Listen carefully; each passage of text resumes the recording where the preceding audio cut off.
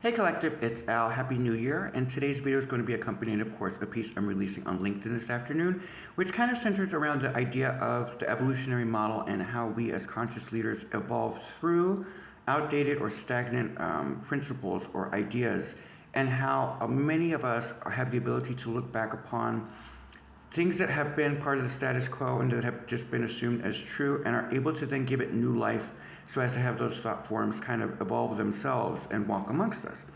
And when I was writing the piece, one of the things that really was sticking with me was that I had received like what I call an intuitive download, if you will, a thought process that came to me that specifically prompted me to discuss an idea that I'd once had, where I think I only shared it in a book I'd written, but I hadn't really put it out into the LinkedIn community yet. And because I do deal with the conscious leadership and people who are more evolved to some degree, I would say that this is kind of out there, but just give it a moment and maybe it'll resonate with you. Because the piece really centered around the idea of us being able to think outside the box and breaking free of the matrix design in ways that aren't just scientific, that aren't just taking us into interplanetary travel and so forth, but that actually branches out into philosophy and spirituality. And one of the things that it engaged me in that I thought would be of value to you all to kind of think about as we go into the new year was something very simple. What if there is some truth to something outlandish, like what if we are possibly reincarnated back and forth into the scholastic school year, where the soul evolves through different lesson plans that it is given each scholastic year, which is a lifetime to us. And depending on how well or bad they do with their studies, they get to move on into the next level, right? Into the next evolutionary aspect or the rung on the ladder. And what I started to think about was the possibility that it presents in those of us who are more awakened to the possibilities that kind of live outside the box, in the sense that if we know we can at least hypothesize it's possible that we do reincarnate, that maybe we as intellectuals, and especially the intelligentsia, have gotten to a point where we tap into not just old ideas, but some of our own work from previous incarnations. And the reason that thought form kind of jumped out at me as I was writing this specific piece was because I had made reference to it in a roundabout way in one of the paragraphs. And I was looking at it, I realized that if we indeed are as awakened as many of us are starting to feel, that maybe the reason we're so outputting, with all of our emotions and all of the different social media outlets and so forth where technology is taking us, that maybe we're not just putting out our current energies into the universe, but are actually leaving breadcrumbs for our soul to maybe in the next lifetime be able to tap back into that knowledge and then progress forward from where they left off. And I thought, well, isn't that a progressive idea? And I was thinking about whether I was going to share it. And the more I thought about it, the more I realized that, with everything that's gone on since 2020, which was all about a year of reflection, where we had to face our demons and a lot of crazy shit went down. And then we went through 2022, where there's remnants of it, but now most people just are over it and are kind of just moving forward. With all of that now behind us, what I'm looking at now moving forward is a brand new future and almost a new world where there's so much technological advancements happening that is really pushing the species forward, that a lot of what we're missing is maybe the idea and the philosophy and the spirituality to progress ideas forward that have legs of their own accord, but that we as returning beings, some of us even masters possibly, returning to then expand upon those old principles in a way that moves the species equally forward, matching technology, which is why I had referenced where the brothers, the triplets, are science, spirituality, and philosophy, because all of them break down barriers and they remove obstacles from all of us in our day-to-day lives. And it is through that wisdom and that guidance and that intuitive prompting that we get from somewhere that we're still learning to figure out, that it's coming from somewhere, and it must be leading us in a direction that moves all of us collectively forward, right? Because if you've been reading or watching any of my videos or reading the work that I do, I'm all about the collective consciousness, because I do believe in the preservation of the light of consciousness, but it needs to evolve in order for it to continue. And so a lot of things that we're running into is a kind of a stagnation period where it's going to take new thought form meeting old thought forms, merging together, and then something new being created out of that dynamic, right, within that tension. And one of the things I thought was really fascinating was this idea that maybe some of us have been here before, And that's why we have all of these deja vu moments throughout our experiences, because at some point in our trajectory as souls, we've encountered the same situations and done the same things. Only when we have the deja vu, I've always said that it's because we're choosing a different path in that moment. And in breaking that, you get that little tingly, weird feeling like, whoa, what just happened? And so where does all that come from? And because it goes outside of just the survival mechanism that humans are typically given, right? Like we're just evolutionary models that through us, we grew and all of this stuff, and science is a specific thing. But there's so much that happens to us intuitively and so many promptings and directions that we get that we're starting to kind of branch out. And I started to really question whether that was possible, that one of the reasons we're branching out is because we are rediscovering ourselves in a way where we're starting to realize that some of the things that have been written, especially for those of you who are very advanced souls, spiritual leaders and people who are out there, change makers and conscious leaders, that maybe you've done it before and now you're continuing your lesson plan as a teacher. And so wouldn't it be fascinating if one of the reasons we're supplying so much information about ourselves isn't just a narcissistic quality, but actually based on us leaving breadcrumbs for ourselves somewhere down the road, or maybe for our family lineage, to be able to tap in by the accumulated data that we store. Because I've always said that we're an amalgamation of the entire Earth school, right? And so if that's true, then is it possible that we are able to then, as a collective, tap back into our past versions of ourselves in order to avoid pitfalls, or in order to progress forward, or in order to help our family succeed? Like, there's all these different possibilities and potentialities that exist within this idea that I thought, you know what, I'm just going to go ahead and put it out there, because the worst that can happen is people like make fun or whatever, but that's fine. But the best thing that can happen is possibly it awakens you to maybe look back through your family line at ancestors that are very, very powerful, that have existed or that have gone through great sacrifice. And suddenly you're blessed in this lifetime and you're trying to figure out where that karma came from. And sometimes the best thing to do is see if you are part of that family and maybe you're the recipient of good karma. And that's why you got the acting gig, or you got the model contract, or you're this business tycoon. A lot of it could be accumulated good karma from your family that is bestowing it on you because of the genuinity to your soul, right? But let's say for those of you who hypothetically consider yourself to be very spiritually advanced teachers, the question then becomes for you all, is it possible that you have left yourself breadcrumbs throughout the history of time? And if you tap back into that alignment to what you were working on and you find the right person that is you, that you're then able to grab all of the data, have it downloaded into your system, and then move forward in this new incarnation in a way that is much more empowering for you in your development. And so as I really sat there and I thought about the idea, it kind of branched out to a lot of different potentialities. And I was very fascinated by my own thought process, which is rare because normally I just kind of let things kind of go. But it was something so interesting because it tapped back into a piece I'd written, I guess it was a month ago, which has to do with that song, See You Again. And it had to do with a question I had posed previously as I was working towards this, I guess, which was, what if masters were returning in order to help the species evolve before the king returns? And if that was true, my hypothesis was that would we remember each other, and would we somehow tap back into that connectability from being the brotherhood and sisterhood of a higher realm? And so it was one of those fascinating philosophical things that I kind of just quickly referenced in that video because I had felt very overcome with emotion when I heard the song because of who I was envisioning and some of the people that I admire, that I have researched their work, like the Buddha or Christ or, Allah, like all of these different incredibly powerful beings that I seem to understand on a much deeper level. And it made me question myself in a way that was like, wow, what's going on here? And I realized what it is that as souls, at some point, the student becomes the teacher while still being a student. And it's kind of one of these things where they're rungs to the ladder and they start to almost move, right? And so there's a fluctuation in my spirit that is now questioning things from a much higher perspective.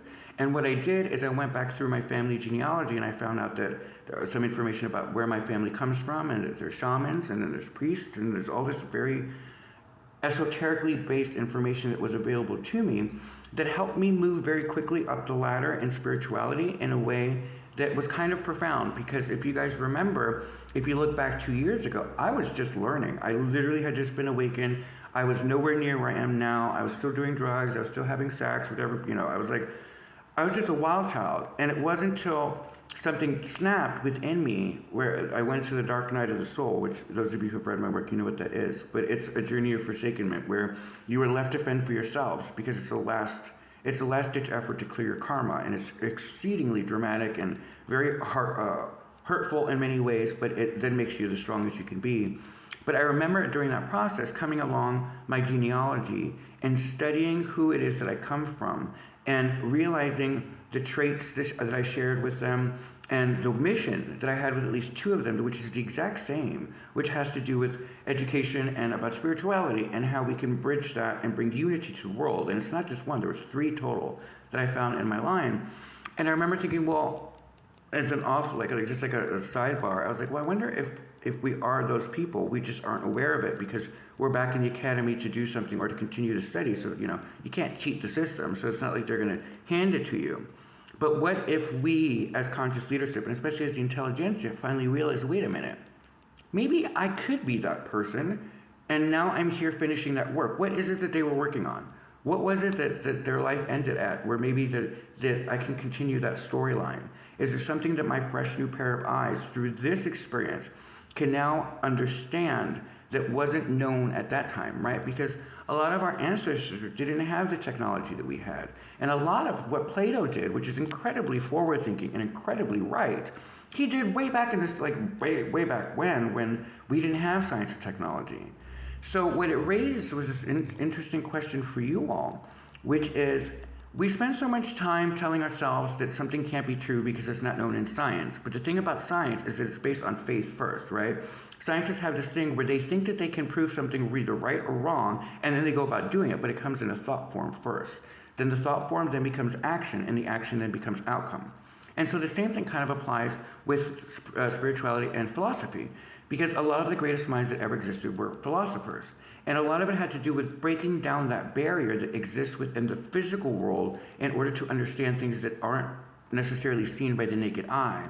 And then you look at that, and then you look at science, and you realize, well, science does the same thing, only they're finding ways to identify the molecular level, 3D experience down, but what about the 4D and the 5D, whatever that spiritual evolution is?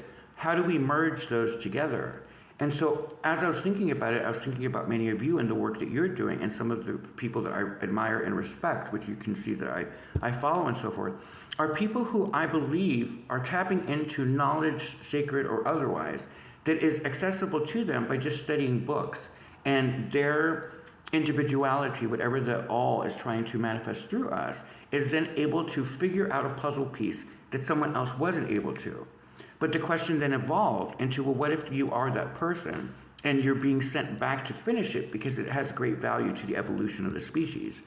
And so I was thinking about it, and I was thinking about how much time we spend on the opinion of others and how we kind of stop ourselves as individuals, as beings, from really becoming who we're meant to be because of what other people might say or think about us, which I find ridiculous now, but I didn't back in the day. Like, not even 2 years ago, I was like, oh, the books I wrote, I remember specifically feeling like nobody would ever read them, and then if they did read it, that I would be ostracized. And of course, that all happened, but it worked to my advantage because it got rid of all of those people. They're not coming back into my life, and so I was able to let that go.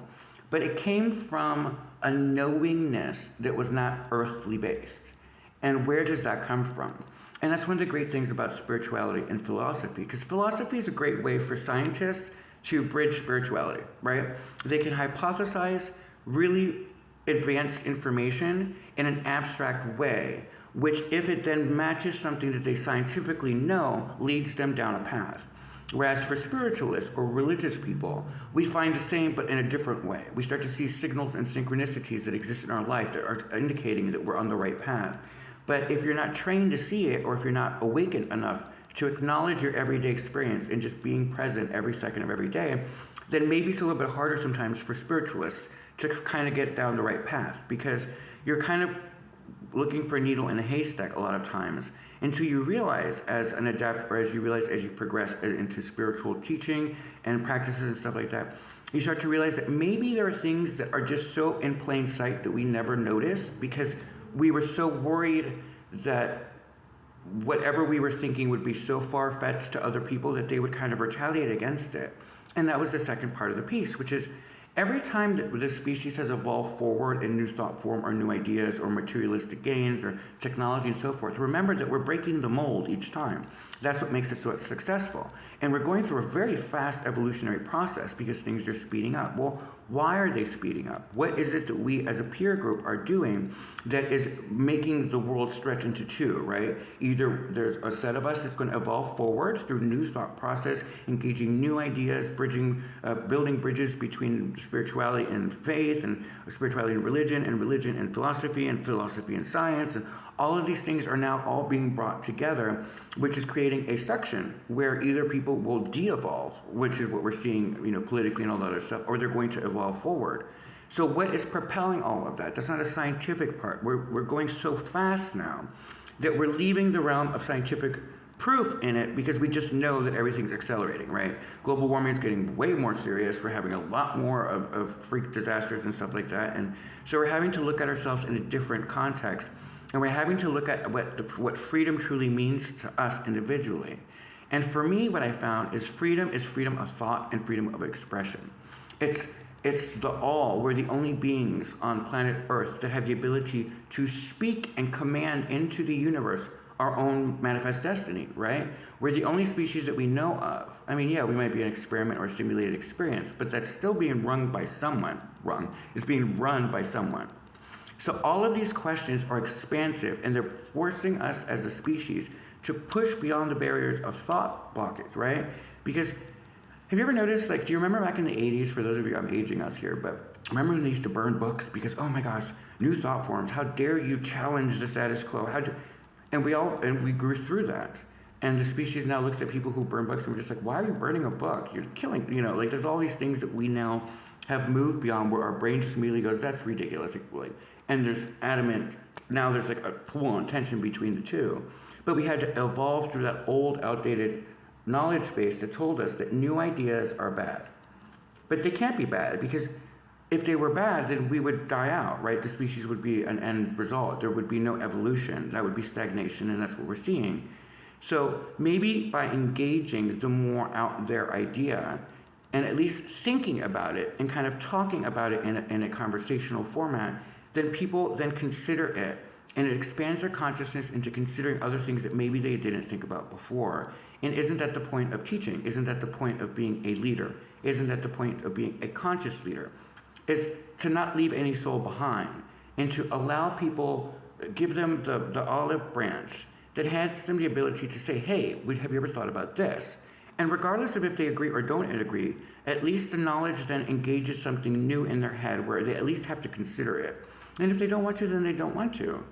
But we're stuck in a situation where we now have to think outside of the matrix because many of us are now on a pathway to exiting the academy, and we have no idea where we're going. We don't really know where this is all heading, but we know it's in a divide, right? We see the two paths. Either people are going to come and they're going to go up, or they're going to go down. Those are the two ways. There's no middle anymore. I mean, even in America here, in the Americas, we used to have middle class, and that's disappearing. So there's no real middle path right now. But those of us who are on either side are having to now work towards each other, and a lot of it's going to happen through new ideas and new ideation and new concepts, and it's going to come from very intelligent people breaking that last barrier, which is their own worry about what other people will say or think of them because they're engaging a philosophical conversation, right? A lot of where we came through progression quite quickly for the race happened from philosophers. It happened with Plato. It happened with Socrates. All of these amazing brains came forward in a time where things weren't the greatest, but they were able to start piecing things together that we as a species now consider just fact. We just know that to be true. But at the time, it was so challenged and so oppressed, and there was so much retaliation towards them that some people even lost their lives based on their philosophical or spiritual belief. And now as a species, we're at a point we're not going to let that happen anymore. That's ridiculous. But yet, notice that at the same time, we have all the lower vibrational people now spouting even more hatred and denying genocides and all of this other stuff, showing us in a weird, strange way that where there's a yin, there's a yang. So we must be on the right path, because otherwise this wouldn't have become so ferocious and so vocal. And so one of the things that I was just questioning was that piece, and I just wanted to bring that to you all, which is the truth. if we are returning souls, is it possible that so much output and with the advent of the internet that we're now able to do something we've never been able to do outside of putting it in books, which is leaving breadcrumbs for ourselves and for our future generations to then be able to follow, because the information we're sharing may be of a great value to their eyes down the road. Sometimes I find myself being a seedling. I provide seeds of wisdom and information to the collective, and I allow you to consider it. And if it's going to blossom, it'll blossom in your own soil, in your own mind. I never tell you what to think or what to do or anything, right? Because that's how I was brought up, which is everyone has the freedom of thought, and they can choose of their own accord, it's free will, what they want to consider or what they don't want to consider. But what if we're just seeding information? Emerson did a great piece about that, where he wrote about we are seeding the world. And so one of the things that I realized in that is that sometimes messengers just show up as, you could say prophets, you can say messengers, you can say scientists. There's so many different categories in which it applies. But they arrive on the planet to seed information, to drop a seed into the collective's consciousness, and to see if it grows for them on an individual level. And then if it does, and enough care is given to that idea or that thought process, then it becomes something of its own. And down the road, it's proven correct. But sometimes you're the pioneer. Sometimes you're the one that has to go on the mission. I'll get on the boat, and you go into the ocean looking for a new place to live. All of our ancestors did it in a physical way, but now we're doing it intellectually, right? But you get onto the boat, and then you go into the unknown, into the, whatever that unknown quality is, and you venture out either by yourself or with a very small group of people, and you pioneer something brand new, something that down the road leads to a brand new continent, or that would be physical form, but we're talking about pioneers, or an entire country comes of it. There's so much that happens by people acting of their own accord and listening to their intuitive promptings, that the question really begs, or the answer pretty begs this question, which is, what if, as souls within the academy, we're not just arbitrarily being led down our path, but instead have not only detailed information available to us if we would just look at what our interests are, what it is that we really, really value in our core belief system, and what is our religious principle, and what is our spiritual principle, and what is all this stuff, and then look it up online and see who pops up along the trajectory of the past, and see if that material sparks something sacred in you, where you go, oh, okay, no, this makes sense to me. This speaks my truth. Let me follow this information. And then you start reading more about that person, and lo and behold, you find out that maybe you might even be that person or a relative of that person, because information travels through DNA. This is all hypothesis, by the way. But let's say that that's an idea that you can host. Imagine the realm of knowledge and wisdom available to you as a human being, as a conscious leader, as a teacher, as a student, that you can tap into because you register in a way that no one else will with the information that's being provided by those books. Only now, our generation, which is why I say that we're living through one of the most fantastical, opportunistic situations ever in the history of the world, we are able to then visually record ourselves talking, which I always say the eyes are the windows to the soul. Imagine if you're able to tap into your niece, or not your niece or nephew, but let's say your grandchild comes across this video. My grandchild comes across this video, and something that I say ignites my passion in them because it's a genetic line. It's like lightning straight through. What if that would save them horrors and hurts and pains that we have gone through because we recorded ourselves putting valuable information out there of things we believe? Because I was looking at some of the media outlets, and obviously not LinkedIn, because I love LinkedIn, everybody knows that. But it's a professional setting, and it's for the intelligentsia, and in my opinion, it's a very advanced sense of people, right? Like, we're not just here wasting time. We're networking and doing all that stuff. But if we find something of value, if you're one of the 3,000 or 5,000 people that read my stuff every couple of days, then you're finding something interesting of that. So we engage on a different scale. It's not just me going to the bathroom and being like, I had a sandwich today. Like, that's not information that I'm talking about, right? That's the de-evolution aspect of it, right? Where we're so self-absorbed and involved that we think that the world wants to know that we chose this pair of shoes with that belt. I don't know, whatever it is that they do. But what I'm speaking to is you on LinkedIn and the intelligentsia and the spiritual leaders and conscious leaders and presidents and just actors and really important people throughout VIPs that exist throughout our planet. You're not thinking in that way. Everything you do takes thought, and you actually consider it long before you put it out into the universe. Because something in us says that this lasts forever, right? Like, I have done some stupid stuff in my past that I'm sure will show up at some point in my life, and I'm just kind of giggle about it. I'm just warning y'all right now, I have no shame in what I did in the past, but I'm just saying that there are things that we do that we forget live forever now. But where we're looking at it as a negative, what I'm saying is it might be a great asset to us and our future lines down the road. Because if we do exist as the all, then each of us represents an evolutionary model of the family, an amalgamation that starts to branch out and do new and innovative things on behalf of the family. And so if you're the one who's here to break a cycle of curses or some sort of punishment for negative karma on the family, if you're the one who breaks that line, then what you put into the universe, what you share with the world externally, might have extra value to a future heir of yours. Because when they read it, they will undeniably know that it resonates with them, and it will save them so much time, anger, and all this other stuff. So the question was really, really kind of progressive, which was, would we as a species ever engage that type of dialogue? Would any of you ever want to maybe look through your family line and see if you share specific traits with specific people, and see if you identify with what they were working on in their lifetime, especially if they were someone of prominence, right? Because we're losing books. A lot of people don't read books. I'm the opposite. I love books. In fact, I wish you could see my desk right now, but there's 17 books right behind the camera. So I'm all about books because, like I wrote in the last piece that I did for the holiday post, which was books store all of the wisdom. And it's, the way I look at it, the world is this. We take trees down and we put them into our house as a sacrifice on the tree's behalf.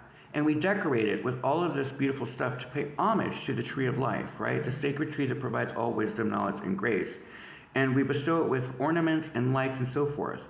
But if you look at it, when you take a book, it is the living embodiment of the same tree, only in a different form. And it houses all the wisdom that we are then the pines that grow out and away from. And we provide shade, which we consider the shadow, and we also provide enlightenment, which is the lights. And so as I was putting that post out, it came all back to me in this sense, which is books to me house all of the most sacred data. And there are books that are not allowed to be read because of the sacred knowledge that they have in it. I mean, I'm not even going to go into what the Vatican holds, but what I'm saying is that there's so much information that is deemed inappropriate for the species where we are in an evolutionary model, that we as individuals are now at a place right now where we're going to have to do our own homework. And we're going to have to really engage how we look at the world, because things are just not adding up anymore. And a lot of us have evolved through old, outdated paradigms. And when that happens, it creates a bit of friction. But we don't really need to engage the friction anymore. We're at a place now where you can allow me to have this thought process, right? And I can allow you to disagree. There's no reason to be against each other and to work against one another in any way or be hurtful or angry about it, because it doesn't evolve the species. Just because you or I don't agree with someone's principles on something doesn't mean that they're not entitled to that opinion. That's why we have free speech and freedom of expression. But we spend so much time deflecting negativity that we're not always supportive of the affirmative measures or the affirmative ideas that uplift humanity into believing that they're more empowered than they really are, than they think they are. Because in the end, let's say that that there's some credibility to my idea here. What if that provided your family some sort of solace? Because have you ever noticed, like when you look at the genealogy programs on TV, how rewarding it is to find out who your ancestors were? But what if it isn't just a place of pride? What if they actually provided you with your mission in life? What if you are part of a family line that's here to break something that needed in order to move the species forward? I mean, this is all high out there stuff. But we, as LinkedIn, as intelligentsia, as conscious leaders, are in a place now where we can at least engage the thought form and go, okay, you know what? I kind of get where he's coming from. I'm gonna try it just to see, and then kind of sits and giggles and then laugh and let it go. I mean, that's entirely possible. But the point is, if we're going to preserve the light of consciousness, and evolve it into what it needs to be, which is a collective vision, something that doesn't leave any souls behind, then we're going to have to start breaking down these barriers that we have within our own indoctrinated belief system that tells us that we can't engage some of the more superfluous ideas. Because a lot of fringe thought process and a lot of things that happen on the fringes ends up being mainstream as it evolves. And the reason is because there's truth to it, and truth once seen cannot be unseen. So what is it about us as a species that is blocking us from engaging new thought forms? I mean, we're even repeating the same TV programs over and over again. Like, how boring is that scenario? And then the only other thing is some sort of action hero type of movie, which I don't go see because I'm my own hero to my own story, and so are you. And I'm a big proponent of entertainment's great for entertainment value, but when that's all they're jamming down from a narrative, then it kind of makes people believe that someone else is going to save them. And of course, I completely disagree. I'm like, you got to save yourself. You know, I can hand you the vest, but if you don't put it on, what the hell? I can't do anything for you. But what I'm saying is that there's all of this stagnation that's very clear to us. And what if we had a way to tap into sacred knowledge that is bestowed to us in family dynamic, that will be only visible to your eyes because you're the descendant of that person. So you are consciously aware of something that no one else can see because it's in your DNA. And that's pretty much what I wanted to say. I know it's kind of a progressive idea, but it's also a very empowering idea because it allows you to break that fourth wall that says, hey, you have to live in a box. We don't. And we're learning that every second of every day. Many of you are being gifted with new intellect or new insight into things that you don't really know where it's coming from because you did a lot of the spiritual work that was required and asked of you. That's why you're a conscious leader. And so you're now going to be facing books that really speak to you in a way that never spoke to you before. And you're going to have to revisit topics that you thought was closed, but that's not closed anymore. Because when you read something again through a new pair of eyes in this new year going forward, you're going to see information that wasn't available to you because of where you were on the evolutionary ladder when you first read it, right? That's why many of us go back and read Homer or go back and read the Iliad, whatever it is. I was going to say the Iliad, but any one of those sacred books or books of the old that we go back and we look at, and suddenly something we hated in school becomes one of our favorite things as an adult, right? The Tales of Hercules. When you look at it as a child, it brings wonderment, but it's a little bit boring at times. When you go back as an adult, you're like, this is fucking great. Like, you know, why do we read The Lord of the Rings? Well, because it has a lot of sacred symbolism to the human kingdom as well, right? Because it puts all of the empowerment onto us. We are supposed to be the species that's taking care of the planet, and we know that from the, you know, like, there's all these things that sacred texts, I call them sacred because they have outlived the people who wrote them. And when it has that much power, then you have to realize that there is a reason that it still exists. There are huge chunks of our history as human beings that are not known, that we just cannot figure out. And there are timelines that are being moved around. We thought that we've only been around for this long, and then we're finding artifacts that say that we've been around a lot longer than that. So all of that information is unknown to us. But what is known to us lives in these sacred texts, in these books. And now what I'm saying to you all is be aware that it lives in how you present yourself to the world. Because I have a gut instinct that what we're doing right now is going to be heavily viewed by our children and their children and their children. Because we're at such a traumatic turning point that if we get this right, the species goes on. If we get it wrong, 60 years, it's gone. So we're at a point where the value to what you put out into the universe has a lot more weight than what we might be originally thinking about it. So empower yourself to look at who speaks to you in the world and who empowers you into believing into the yes we can mentality and that uplifts you.